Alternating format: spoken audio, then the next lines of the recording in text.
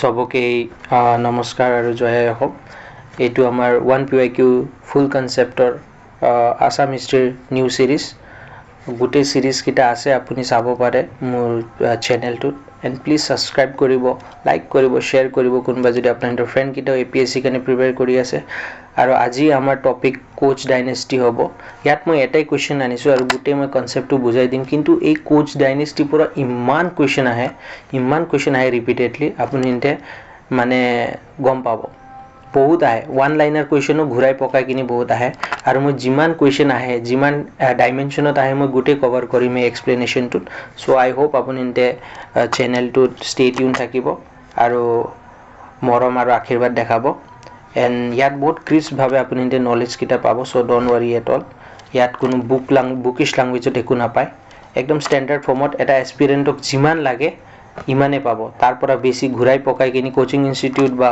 বুকছৰ নিচিনা নাপায় ইয়াত সো লেটস গেট স্টাৰ্টেড আজিৰ কোৱেশ্চনটো হ'ল কোচ কিং নাৰানাৰায়ণা ওপৰত সো কোৱেশ্চনটো আমি পঢ়িলো ফাৰ্স্টত Koch king Naranarayana was a great patron of learning সবে জানে great patron of learning some of the best known Assamese writing date from his reign select the correct কৈছে for beginners etu bhalke sabode correct koise select the correct writing composed during Naranarayana's reign ঠিক আছে from the quotes given below so এটা আমি option কিটা চাইলো Purushottam Vidya Bagish wrote the Pragyoga Ratnamala a treatise of Sanskrit grammar ঠিক আছে second option কি হল রাম কুমার ঠাকুর wrote Gurucharita ঠিক আছে থার্ড টু সাউ Ram Saraswati translated 4 cantos of Mahabharata into Assamese ঠিক আছে আৰু ফোৰ্থ টু কি হয় Ananta Kandali translated the parts of Bhagavata Purana into Assamese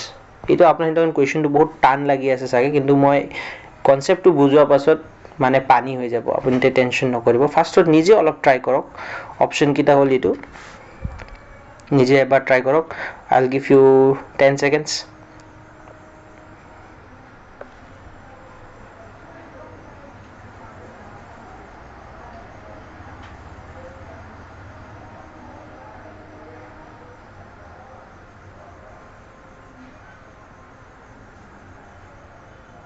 so বেশি দিলু টাইম তো আমি এক্সপ্লেনেশন আহি যাও সাক Purushottam Vidya Bagish Prayoga Ratnamala sorry for my pronunciation ঠিক আছে তেখেতে লিখিছিল okay so that is correct Purushottam Vidya Bagish compose Prayoga Ratnamala, an important treatise on Sanskrit grammar. So what can we expect? A নাম to দি দিব আৰু কব এটো কি হয় so Sanskrit grammar হয় মনত ৰাখিব ঠিক আছে during the reign of Naranarayana it later became one of the most widely used grammar text in Assam so এই নামটো মনত ৰাখিব Prayoga Ratnamala okay second option to আমি চাও রাম ঠাকুর राम कुमार ठाकुर wrote Gurucharitmanas ইয়াত এটু অপশন টু হ'ব রং কিয় রং রাম ঠাকুর wrote Gurucharitmanas এটু একদম কারেক্ট কথাটো ই কারেক্টে কৈছে কিন্তু but it does not belong to the ring of Naranarayana কোৱেশ্চনত কি কৈছে যে নাৰানাৰায়ণৰ ৰিঙত মানে কোনটো মানুহে কি কিতাপ লিখিছে বুলি কয় ঠিক আছে so this statement is incorrect মানে ফ্যাক্টটো কারেক্ট যে রাম কুমার ঠাকুরে গুরুচরিতা লিখিছে কিন্তু নাৰানাৰায়ণৰ ৰিঙত লেখা নাই ঠিক আছে সো এইটো ৰং হৈ যাব থাৰ্ড আমাৰ চাও রাম সরস্বতী ট্রান্সলেটেড মহাভারতা একদম কারেক্ট রাম সরস্বতী ট্রান্সলেটেড 4 পার্বস মানে 4টা parvas of Mahabharata into Assamese during Naranarayana পেট্রোনেজ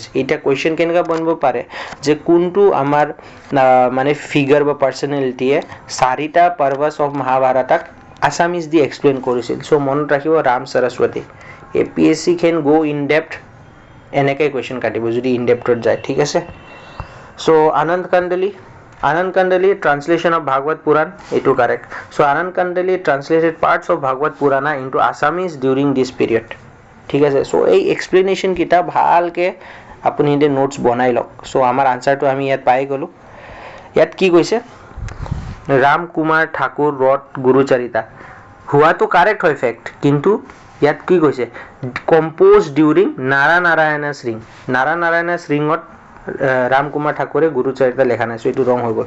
চ' 2 যদি ৰং হৈ যায় কেনেকৈ এলিমিনেট কৰিব? 2 ইয়াত আছে, 2 ইয়াত আছে, ঠিক আছে, আৰু 2 ক'ত আছে? ডিঅ'ত আছে। চ' আনচাৰ আমাৰ কি হৈ যাব? চি, 1, 3 and 4, ঠিক আছে।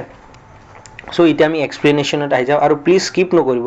এক্সপ্লেনেশ্যনত ইমান কুৱেশ্যন আছে না অলৰেডি PYQs পৰা, আপুনি এতিয়া মানে চকি যাব। Koch dynasty is very important, because Koch dynasty was that dynasty যোনে আহোম কাৰণেও মানে টক্কৰ হেভি দিছিলে। মই কৈ আছোঁ কেনেকুৱা ভাবে। চ' শুৰু কৰোঁ আমি তেন্তে।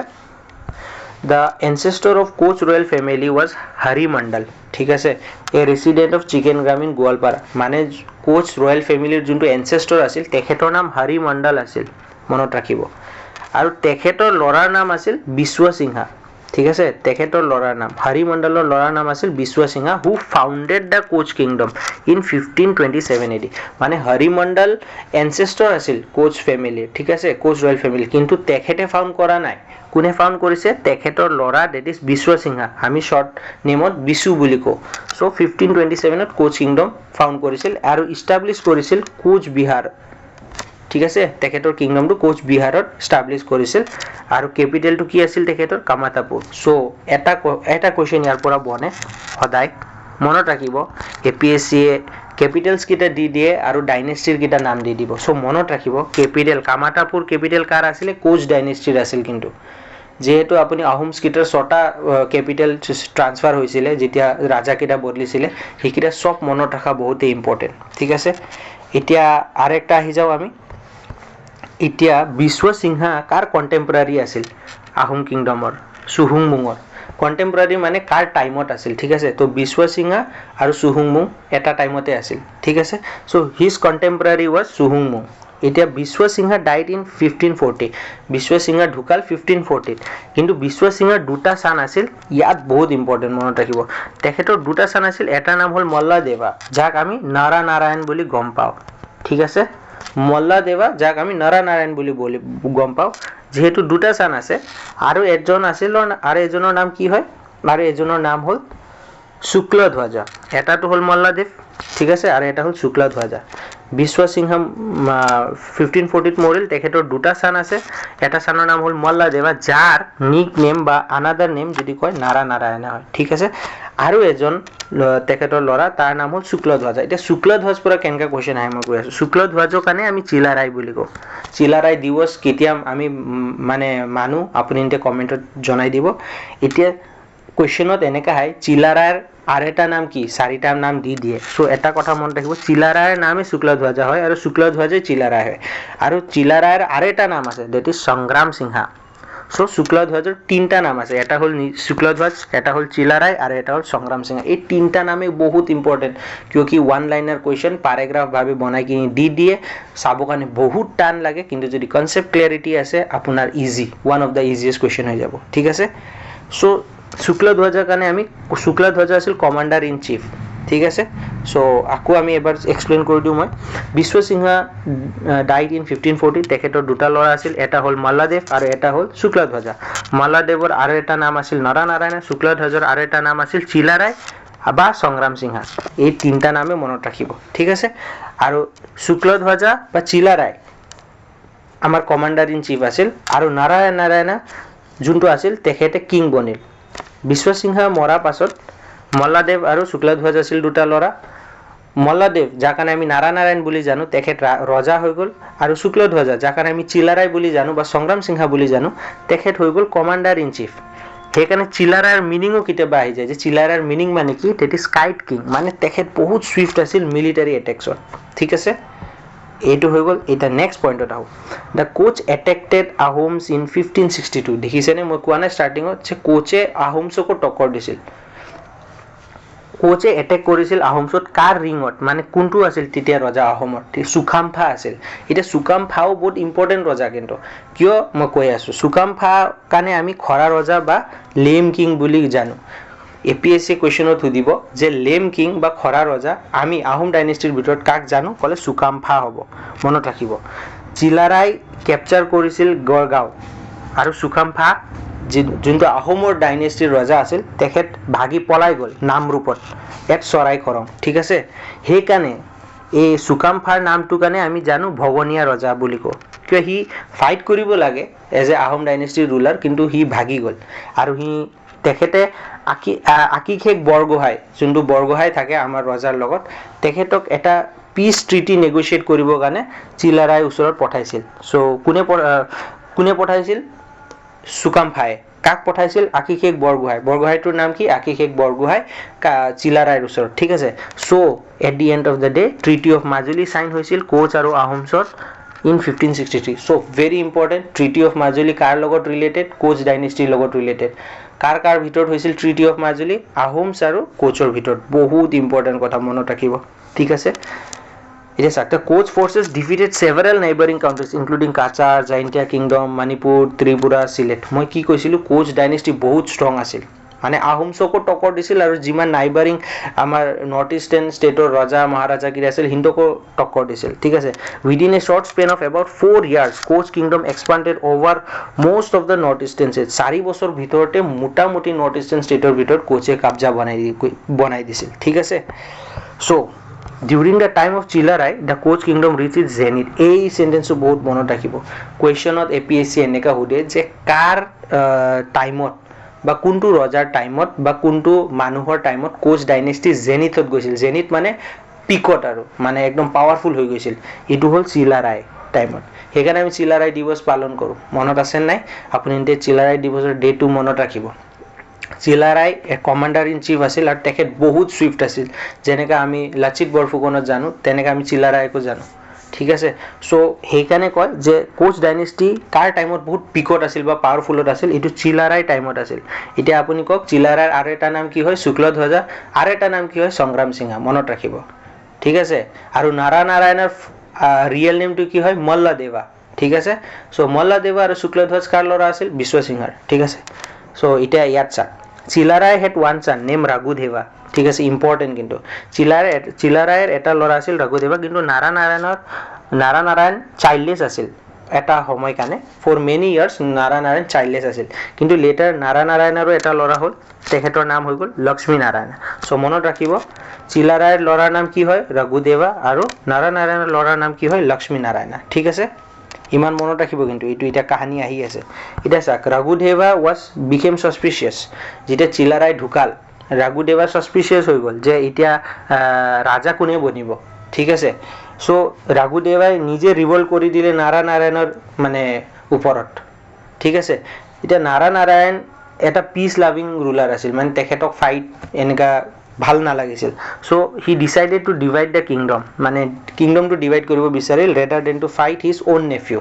ঠিক আছে এটা চিলাৰাৰ হ'ল ৰাঘুদেৱৰ ল'ৰা আৰু লক্ষ্মী নাৰায়ণ হ'ল আপোনাৰ নাৰায়ণৰ ল'ৰা এটা ৰাঘুদেৱাই মানে ভাবি আছে এতিয়া নাৰায়ণৰ পাছত কোনে ৰজা বনিব কিয় এতিয়াতো নাৰায়ণৰো নিজৰ এটা ল'ৰা আছে আৰু ৰাঘুদেৱাও আছে সো এতিয়া ৰাঘুদেৱাই হেকানে কাৰ্যা কৰে আমাৰ নাৰায়ণ লগত এটা নাৰায়ণ আছিল পিস লাভাৰ তেখেতক যুদ্ধ ভাল না লাগে তে হেকানে তেখেতে ভাবিলে নাই মই কিংডমটো ডিভাইড কৰি দিও এটা ইম্পৰ্টেন্ট কথা সো কুচ বিহাৰটো কাৰ ওচৰত গল লক্ষ্মী নাৰায়ণ কোন হয় নাৰায়ণৰ ল'ৰা আৰু কোচ হাজোটো গল ৰাঘুদেৱা কোন চিলাৰায়ৰ ল'ৰা ঠিক আছে সো এই ভাবে ডিভাইড কৰি দিলে টেৰিটৰিটো এতিয়া চাক ইমান জানিলে ন কাফি আছে এতিয়া চাক Narayan was a great patron of new Vaishnavism ঠিক আছে the religious movement founded by Srimanta Sankardeva তেখেত বহুত great patron আছিল new Vaishnavism movement ঠিক আছে Sankardeva who earlier lived under Ahom kingdom but did not receive sufficient support there so moved to the court of Narayana for patronage Sankardeva Ahom ডাইনেষ্টিৰ তাত আছিল আহোম কিংডমৰ ভিতৰত আছিল কিন্তু তেখেতে নিউ বৈষ্ণৱিজম শুৰু কৰিবৰ কাৰণে ইমান এটা মানে ফুল সাপোৰ্ট আহোম ডাইনেষ্টি পৰা পোৱা নাছিল সো তেখেতে নাৰায়ণৰ কোৰ্টত গল পেট্ৰনেজ টু পাব ঠিক আছে so under Koch patronage Shankardeva establish satras very important to propagate his teaching মনত ৰাখিব সো কোচ ডাইনেষ্টিৰ পেট্ৰনেজত হে শংকৰদেৱাই সত্ৰস এস্টাবলিশ কৰিব পাৰিছে সো ইয়াত কনফিউজ নহব এক্সামত হুদি দিব পাৰে যে কাৰ ডাইনেষ্টিৰ বা কাৰ পেট্ৰনেজৰ ভিতৰত শংকৰদেৱে সত্ৰস এস্টাবলিশ কৰিছিল তে বহুত মানে আহোমছ মাৰিব কিয় বহুত মানুহে জানে আহোম শংকৰদেৱা ঠিক আছে লাইকলি হয় আহোমছ মাৰিব কিন্তু ৰং হ'ব আনসাৰটো হ'ব কি কোচৰ পেট্ৰনেজ ঠিক আছে ইটো ৰজা কোন আছিল তেতিয়া নাৰায়ণৰ ৰজা আছিল ঠিক আছে এটা মন ৰাখিব Itya Naranarayana was also active in public relations work. He built the famous Gohai Kamal Ali Road. Very important. बहुत बार question आइছে exam ত. কোনে build কৰিছে? Naranarayana was active in public work department. He built the famous Gohai Kamal Ali Road. ঠিক আছে, under the supervision of his brother Gohai Kamal. ঠিক আছে, under the supervision of his brother Gohai Kamal. So মনত ৰাখিব Gohai Kamal Ali Road কোনে বনাইছিল? নৰনাৰায়ণে বনাইছিল. নৰনাৰায়ণ কোন হয়? কোচ ডাইনেষ্টিৰ ৰজা হয়. ঠিক আছে, কাৰ সুপাৰভিজনত Gohai Kamal Ali Road হৈছিল? Gohai Kamal. ঠিক আছে, Gohai Kamal কি আছিল? ব্ৰাদাৰ আছিল নৰনাৰায়ণৰ. এতিয়া Gohai Kamal Ali Road কোৰ পৰা কোট কানেক্ট কৰে? কোচ বিহাৰ টু নাৰায়ণপুৰ. এতিয়া নাৰায়ণপুৰ কোট আছে মোক জনাব.